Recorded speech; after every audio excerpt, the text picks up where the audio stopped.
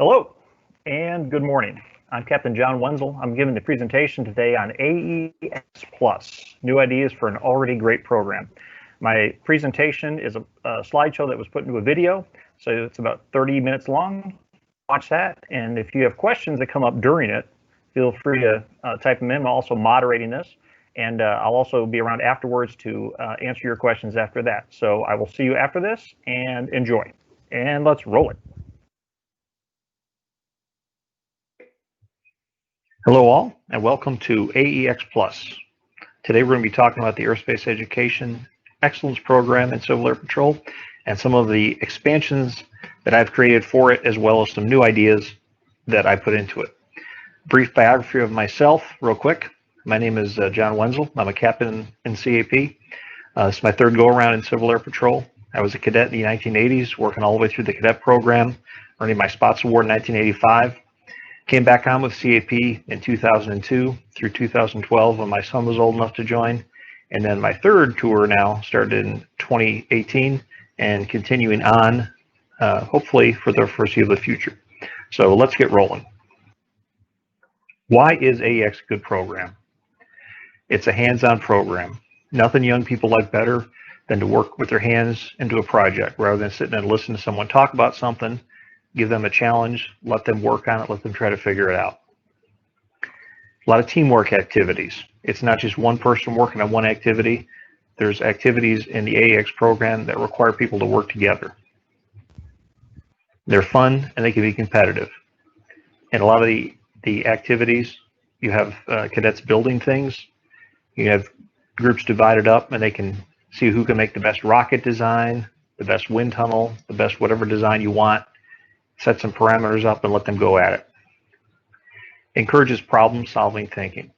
There are some guidelines in the program, but a lot of times it's up to the cadets to decide how they want to go about making a rocket, making an airplane, things like that.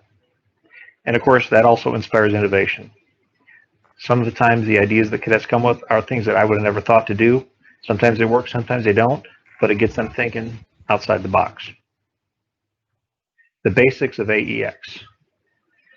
I'm going to talk briefly about how to get started in the AEX program and the AEX award.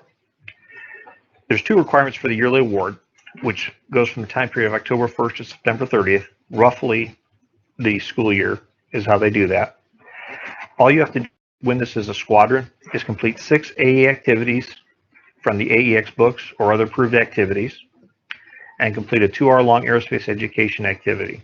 This could be a field trip to like a museum or something like that, or something more locally done like a model rocket launch, model airplane launch, anything like that. They're pretty loose on the requirements for that as long as it's 2 hours long. The AX program itself has 11 different activity books. And there's over 100 different projects in those books. There were 2 new project books that were released in September of 2020. Some of those were revisions of older projects from other books, and some were brand new ones. All right, getting started. If you've never gotten an AEX before and wanted to know how to get involved with it, when you log on to your CAP e-services account, go to the upper left, click on the menu icon. You're going to bring up a list of tabs, one of which is going to be Aerospace Education. When you click on that, it'll bring up another list of tabs. Click on AEX. After you click on AEX, you're going to see this screen. Below the modules area, it'll say apply for AEX. Next to there, you're going to see a little explanation of what AEX is. When you hit apply for AEX, it's going to bring up this window here. It'll have your CAP ID and your name already pre-filled in, and then everything else can be changed to meet your requirements. Your unit will already be in there. If it's not correct or you need to change it, you can do that. It'll have the school year, it'll have your address or the address you want the information sent to. You scroll down on that sheet, you're going to see all this coming down to the very bottom there, where it's going to have the activity and activity details. As you can see, there's 6 boxes. If you're doing the title of the activity, if it's one out of one of the AEX books, all you have to simply do is type in that title and the number of participants, and that's a total number. So if you have 5 cadets and 5 senior members participating, just write 10. You don't have to differentiate between seniors and cadets. And on the bottom, the date of the activity is the date you complete the activity. Sometimes you might have an activity that takes 2 or 3 meetings. Put in the date that the activity is completed. Once you have all 6 activities, you'll fill in the bottom section there where it has the 2-hour aerospace education activity. And as I said, they're not stipulated by national headquarters what they have to be, but generally it has to be something directly aviation related. This could be as simple as a visit to an airport, museum, etc. And then, of course, the location where that is at, number of participants again. I would remind you, too, that if you want to do some activities that are not in the AEX books, but you think they're worthwhile, it has notes on there that all you have to do is email this into national headquarters with a brief description of your activity to see if you'll get approval for that. And obviously, you're not going to get all of this stuff done at once. So when you enter activities into this database, you can click on the Save button on the lower left. And that'll save that. And when you return later, you'll be able to update your data. All right. How to get to the good stuff. These are all the AEX books and the materials that you're going to need to get going. Back in your Aerospace Education tab, 2 positions above AEX, it says AE Downloads and Resources. You click on that, and boom, it'll bring up this. As you all know, Civil Air Patrol has been publishing a lot less of their manuals, mainly because of printing costs. However, they are all available for free download. When you get on that AE download site, you're going to see all the aerospace education materials that Civil Air Patrol has. This includes AEX as well as all of the manuals that cadets use to take their tests with. You can download these, print off 1 activity at a time if you'd like, print the whole book off. It's your choice. I'm only going to focus on the AEX text. There are many other aviation-related documents and manuals here, but for the purpose of this presentation, we're just going to focus on AEX alone. There are 11 AEX books.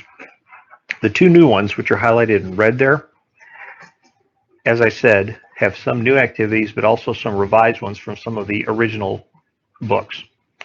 The reason that it says grades K through 5 or 6 and grades 6 or 7 through 12 is because the cover of the book indicates one, while the title page indicates another. But more or less, you're going to be using most of the time AEX2 for cadets because that's the grade area that they are in. These are the 2 new AEX books. And as I said, the cover shows K through 5 and 6 through 12, but the title page shows K through 6 for the first one and 7 through 12 for the second.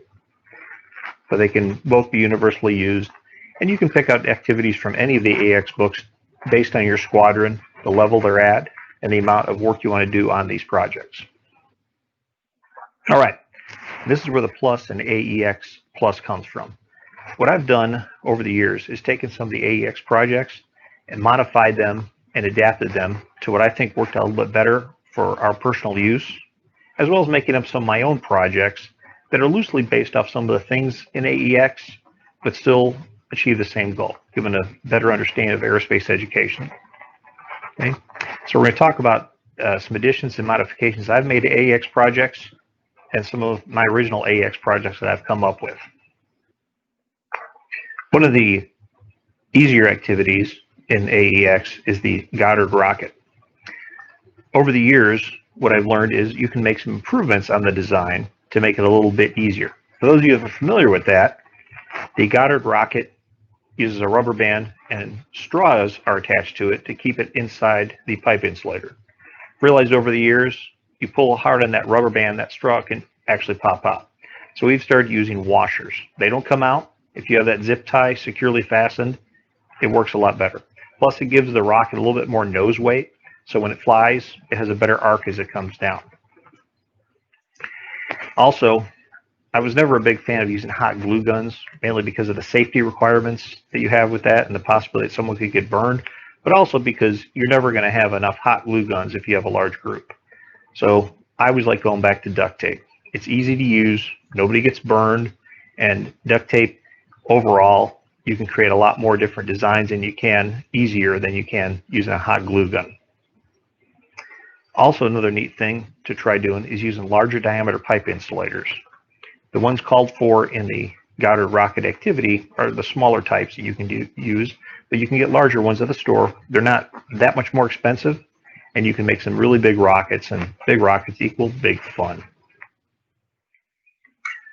Paper airplanes, very simple to use, is very inexpensive to use, but to make things a little bit more exciting, some of the things we've done over the years, try making a newspaper paper airplane. It doesn't fly very well. It's more challenging, but also more fun. You can build a big paper airplane using cardboard. Get an old box, staple it, use some duct tape to hold it together. It works out well. Styrofoam, get some recycled styrofoam, try making a paper airplane out of that. A little bit more challenging. And then finally, aluminum foil. Very lightweight. Use some straws to hold it together, and you can make some neat airplanes. The reason I bring this up is simply because a simple paper airplane can be made rather easily. Making a paper airplane using aluminum foil or newspaper is very difficult. That's a challenging thing you can give the cadets to do. Let them try to figure out a way to make a better airplane using the materials you've given them. Now, one of the things I've worked on quite a bit is the final approach activity. And what I realized when I was starting this out years ago, it's very difficult to go to a toy store or hobby store and find a heavy-duty model airplane that can take a lot of damage landing on the ground many times, that has workable landing gear that you can rely on. However, what I did realize is Legos have a lot of sets that have wheels in them. Some of them specifically to look like landing gear, and some are just normal wheels. And you can use those Lego airplanes or just Lego pieces to make a more workable aircraft for the final approach. So this was a Lego model airplane kit that I bought, made a few modifications to it, had to take off the rudder because it would interfere with the control line, but you can use random Legos. You don't have to use a repair kit. I had several Lego sets around my house when my kids were younger. I could use pieces for those if I wanted to. As long as you had a set of wheels, you were good to go. You can make a Lego airplane that doesn't really look much like an airplane as long as it works. The only thing I had to figure out was how to make that thing go down the control line. So all I did, I took some screw eyes that I bought at a hardware store, drilled a small hole in the top of 2 Lego blocks, and then screwed in those screw eyes, put a little dab of glue in there, and we're good to go. The nice thing about using these is you can attach them anywhere you want on the aircraft and hang the aircraft off the control line using those. And in the Lego aircraft here, you can adjust the positioning of the screw eye blocks to change the difficulty in controlling the aircraft. So you'll have some very overconfident cadets that think it's very easy to do when those screw eyes are far apart, but move them together and boom, it makes it more unstable, makes it more fun trying to watch them control that aircraft as they're trying to land it, and all their confidence just goes away. The landing gear. You can adjust the landing gear to make a smooth landing easier or more difficult. You put the landing gear further apart, it's very easy to land at. This is good with younger people, and I've done this at school groups before. It makes it easier for them to land the airplane. You can make it about a medium difficulty, or you can make it very challenging and put those wheels so close together, they're going to have to be very careful landing it. And if you get that one very overconfident cadet that thinks he can land it any way you put it, give him this one, the psychotic approach. See if he can land that aircraft on one wheel and keep it stable. An additional thing that I realized years ago, you can simulate damaged landing gear with attaching it with only just one stud from the Lego. And as a fun activity, we don't tell the cadet that the landing gear is damaged. And if they have a rough landing, you'll watch them cry out in terror as that landing gear piece falls off when they hit the ground too hard. Now, the one problem I did realize when I started doing this is that the Lego aircraft weigh about less than half of a metal toy aircraft of the same size. So you have to add some weight to it. Otherwise, it kind of gets hung up on the control line as it's coming down, makes things a little bit less exciting. So you have to add weight to make it glide smoothly and consistently. And that can be accomplished in a number of ways. You can add some clay to various parts of the aircraft, add additional Legos, or you can add some weapons to it. And what I did in this case, I took some extra Legos, drilled some holes through them, and put some wood screws and some nails through there to add the weight. This goes on well with the cadets because it looks like you're landing with a full load of weapons on there. Add some weight and makes it look pretty cool. And since those are Lego blocks just attached to the wing, you can adjust them. Either put more on or less on based on the weight you want to have. Make it more interesting and more fun to look at when the plane's coming down for landing. And then finally, one of the things I realized too, the first time we put this together, was the control stick is basically just a stick you're holding on the floor, and the control line is attached to the top of it. The problem is, though, if you're moving this around, the bottom of the stick is going to come off the floor. You know, you could actually move it a lot further, left, right, back and front, than you would actually have on a normal control stick. So I designed my own control stick, one that's secured to the floor with a camera mount. And you can make a small one of these easily for about $15. The picture on the left there is the one that I designed, and the picture on the right is the one from the book. As you can see, there's nothing securing that to the floor. The bottom of that stick, and in fact, the entire control line can be moved as far left and right as you can reach. So, in order to make a simple control stick, a camera mount, I bought one of these off of Amazon for $7, the one pictured there. Small 4-inch by 12-inch piece of plywood you can get for $3 at a hobby store. A broomstick for about $4, and the necessary screws, which is only the cap screw to put in the wood and the screw to put in the post, in the broomstick rather, and you've got about $15 and you're done. If you want to spend a few dollars more, you can make a rock star looking stick control pad like I did here. All I did with this is I had a slightly bigger piece of wood, some black spray paint to paint the wood black, and some duct tape with the no step markings on the outside to make it look a lot neater. The nice thing about this is the stick has a limited amount of control, and you can stick a chair or your feet on it, prevents it from moving around too much. And it looks a little bit more realistic when the cadets are trying to land the airplane. All right, moving on in the same vein as the final approach activity, the landing Lucky Lindy activity involves trying to avoid objects while you're flying, which kind of a neat thing, but what we did a little bit extra stuff. Use a fan to make some crosswinds. The cadets can challenge themselves to land in a crosswind, a headwind or a tailwind. Now, if you really want to go crazy and you want to challenge the cadets that think they can land anything with a box fan, boom, use a leaf blower. I guarantee you that'll quickly intimidate even the bravest pilot trying to land plane with a leaf blower as a crosswind.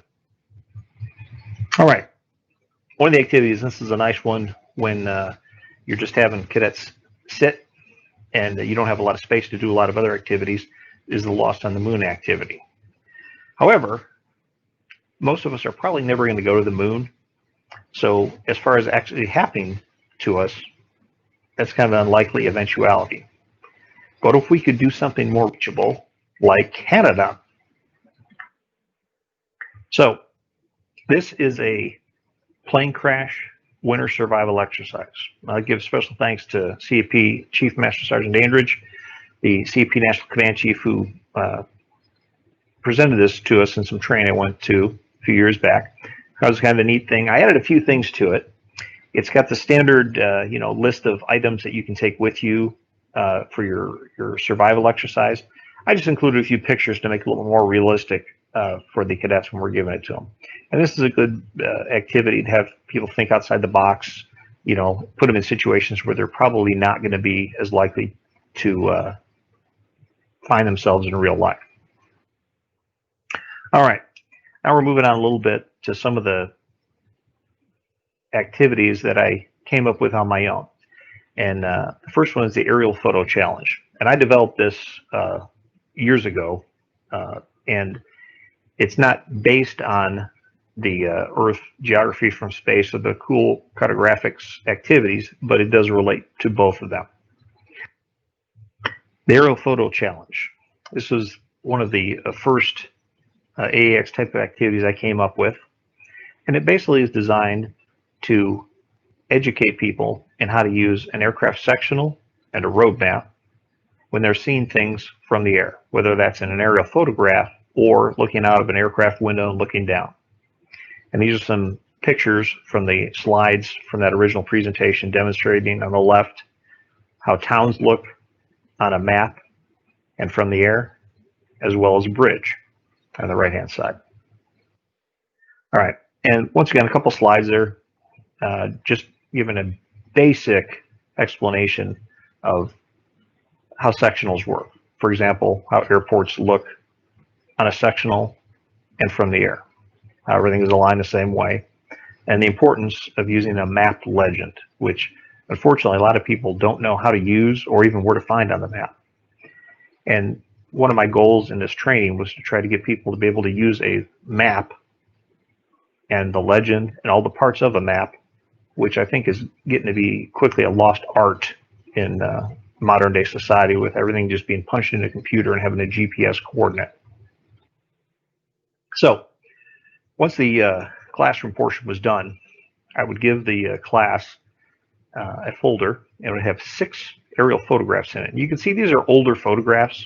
They're not that good, but in real life, if you're flying in an airplane taking pictures, you can't dictate what the weather is going to look like or what the lighting is going to look like. So you may not have the best picture. And these were old photographs that I downloaded off of Google Earth.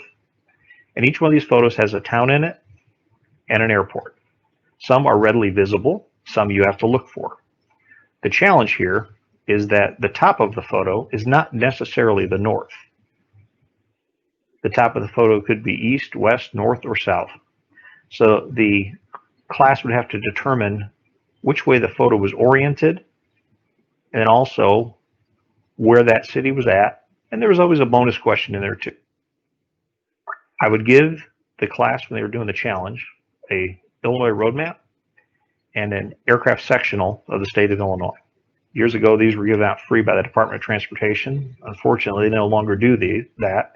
But using those 2 maps, and then I would have a challenge sheet, which would have the questions there. And for example, the first one here, this is for the first photo.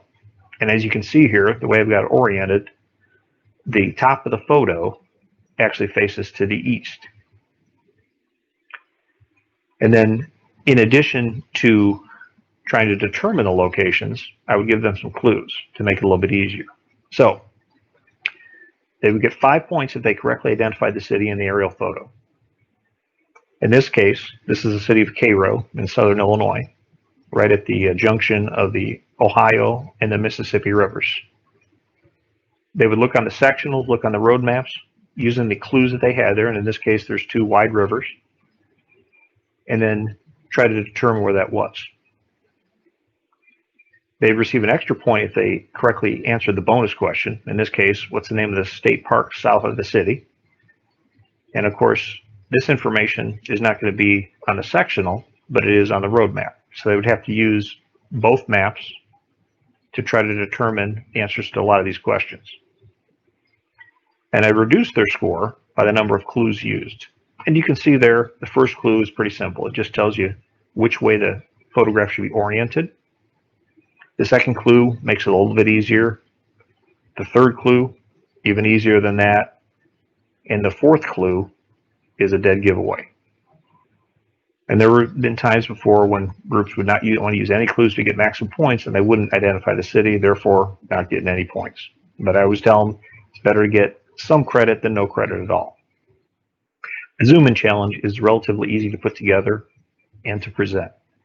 Very simple to do. You start with a high up in the air photo from Google Earth or another similar platform. Take a screenshot of it on your computer. Zoom in, take another screenshot. Continue until you're at or near ground level. And you're going to have a sequence of photos like you see here. Then once you have those screenshots, just display them sequentially. And as you zoom down to the ground, you try to get your audience to determine what the photo is. This is a neat activity because you can do this using a readily known item in your local area. Zoom down on it, and you see how close you can get before the people can identify what it is. In this case, this is my house. Obviously zoomed in from high above in the rural area, southwest of Champaign, down to the red roof on my home. Now, this is an example of one, and this is one I have in the presentation that I give for this. So what we're looking here is trying to figure out what is the thing we're looking at close up. And we're way above here, and you can see there's some hills in the center of the photo, an urban area. You can see some roads winding through there, a waterway, small lake on the lower right of the photograph. And the star there indicates the thing we're talking about. I guarantee this thing is something you have all seen before, maybe not personally, but I guarantee you've seen a picture of it or something like that. So let's zoom down a little bit further. Okay, we're going a little bit lower on those hills now. You can see there's some shadow there on the north side, or the top side rather. Once again, there's our item we're looking for. We zoom in a little bit more. Okay, now it's visible enough that we can encircle it. Okay, get a little bit further down. Once again, there it is. Further down, there it is. One more time. And if you can't see it all, there it is. Now, I'm sure by now you figured out what it is. It's the Hollywood sign in Hollywood. And the last question I'll ask the class is that Hollywood sign at the same level as that structure behind it? Is it higher than the structure behind it, or is it lower than the structure behind it? And boom, there's your answer. Lower than the structure behind it. And this is a good way to show how things looking from the air, it's difficult to tell the depth or the height of things. All right, another activity I came up with is called the sequencing exercise. A little bit of background on myself. I'm retired from the state police a few years back after 27 years. And one of the things I realized over all my time in the state police was when you're interviewing witnesses, sometimes they forget things, sometimes they remember things that didn't happen, you know, because of stuff they've heard or someone else told them something or wherever else. So this was the origin of this activity, and I kind of incorporated it into aerospace education. So in this exercise, I got a short little video clip, and the pictures on the right there are of a C-130 landing. Very short clip. I think it lasts a total of about 30 seconds. I pause the video at certain points, take a screenshot of the paused image. So some of these, like in the upper left, you can tell the C-130 is landing because you can see the skid and the smoke coming up when he's hitting the runway. Then I would print out these paused images, then pass out the images and allow a very short time, less than 30 seconds, for groups to observe them. And if you have a small amount of people, you can have each person have one image. If you have a larger group, you can have several observe one image, and they just get to see their own image and not the other one. And you'll also notice that I have names on these. And when I print these out, that same name is printed on the back side. So when they turn them over, they can remember what their name is, but not the picture or the image. I had to specifically pick something that you don't have in order. So don't call one Alpha, Bravo, and Charlie, because there's going to be a thought that that's the order they should be in. So I just picked random things that don't really have any specific order, but just have a name to make it easier for them to remember what their picture name was. After they've had their short time to observe them, they turn them over. They don't get to look at them anymore. And then they have to discuss what order they think the photographs went in. And this is where it pays to have them have a careful recollection of what they saw in the picture. And then an additional thing I did later when I realized it, is that you can also have some of those things that have nothing to do with the sequence, but you just throw in there kind of randomly. So in this one here, I had my 6 photographs, which show the C-130 landing, and I had a 7th one that I threw in that I put in later presentations, which is a C-130, but it's definitely not associated with the first 6 photographs. And after I had asked them which order all the photos went in, they would tell me, and then it would tell them that one photo did not belong with the other 6, and they would have to tell me which one that was. And this took some more careful observation, because if one person said, I saw a C-130 taxiing or I saw a C-130 landing, did they say I saw a gray C-130 or I saw a white over gray C-130? So another way to get them to try to figure out more precisely what they saw. All right, pop bottle rockets. I'm not going to go into this too much because I have a different presentation on this, but it is neat because you can use it as part of the CP model rocketry program. You can adapt this program to suit your needs, whether you want to go full tilt on it, do a lot of pop bottle rocketry activities or just one short one. And it's low cost and long term. It's a fun hands-on activity. You get to shoot rockets off, but obviously not an indoor activity. You have something you have to do outside, have a decent sized area to do that. And as I said, you can look at my pop bottle rocketry presentation if you want some more details on that. One of the things I did do with pop bottle rockets to kind of spice it up is made some different activities as far as the building of the rockets, which would be a design competition. Provide each team with essential pop bottle rocket parts, kind of like they do on the show Chopped, where you have certain things you have to use to make your rocket. And then they provide each team with some money, made up some play money, and gave each team the same amount of play money. This to simulate in real life how groups like NASA would have to allocate funds for certain things. Then I would give them a sheet that would have extra parts that they could buy for this. A lot of times some of these parts were things that wouldn't be useful at all in a rocket, and other times they'd be something that'd be very useful. The teams would have to determine which items to buy and how to mount them to the rocket. And usually I would encourage them, if they wanted to trade and negotiate, try to work things out. And sometimes they'll look at each other's as they're building them and decide that maybe this would be a better route, and try to trade pieces and try to work out a better rocket. And finally, the last thing on my list here are board games. I like playing board games a lot. The nice thing about them is they're an already made all-in-one aerospace education activity. So if you have certain board games that are focused on aviation, and these two here, Air Baron, which is a game about the airline industry, and Tranquility Based, a game about the race to the moon. It's a fun little competitive game, but it's all in one. You don't have to build anything, you don't have to make anything. You just have to get the game and read the rules. A lot of these you can buy on places like eBay, that are cheap because they're used. And also, there's a board game site called BoardGameGeek.com. You can get on there, and they have games that you can research and get some that are free, that are print and play. So you print them out, very simple rules, and it's a new game you can bring every time to your squadron to have cadets try out. Well, that's all I've got for you. If you have any questions, or you want to have any interest in any of the things I've talked about, feel free to contact me at my email down at the bottom there, jwenzel@illinoiswing.cap.gov. Thank you, and enjoy the rest of the conference. All right, and I'm back. So a lot of the stuff I talked to you about, some of those things, if you want me to send you copies of them, what I can do, I can make up a Google Drive. I have a Google Drive account, and just give you access to it. These things are pretty simple to make up. They're good ideas to have for things.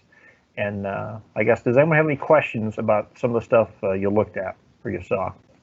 You got one rolling in here. Let's see what it is. I'm moderating this as well as doing this. Okay. Look at that.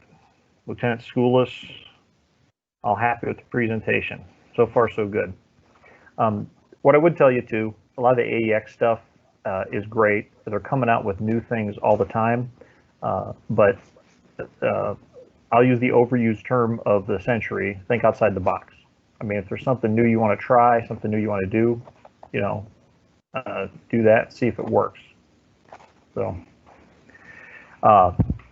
keep in mind too, there's a lot of other things outside of CAP with aerospace education projects and fun things that you can do. The Boy Scouts have some programs with that going on too. It's just a matter of looking around. So we got any more questions from anybody? All right.